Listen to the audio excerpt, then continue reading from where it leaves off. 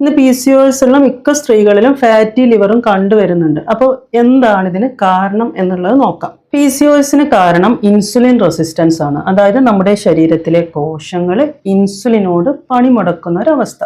അതായത് പലതരം അനാരോഗ്യകരമായ ശീലങ്ങൾ മൂലം നമ്മുടെ ബ്ലഡ് ഷുഗർ കൂടുമ്പോൾ നമ്മുടെ ശരീരത്തിലെ ഇൻസുലിൻ പ്രൊഡക്ഷനും കൂടും.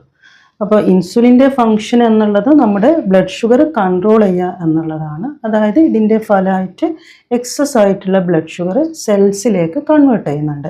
പക്ഷേ ഈ ഒരു ബ്ലഡ് ഷുഗർ ലോഡ് കൂടുമ്പോൾ നമ്മുടെ സെൽസ് ഇൻസുലിനോട് റെസ്പോണ്ട് ചെയ്യാണ്ടേ ഇരിക്കും. അതിൻ്റെ ഫലമായിട്ട് ബ്ലഡ് ഷുഗർ എക്സസ് ആയിട്ട് നിൽക്കും എന്നർത്ഥം. പക്ഷേ നമ്മുടെ ശരീരം ഇത് നോർമലൈസ് ചെയ്യാൻ ശ്രമിക്കുന്നുണ്ട്.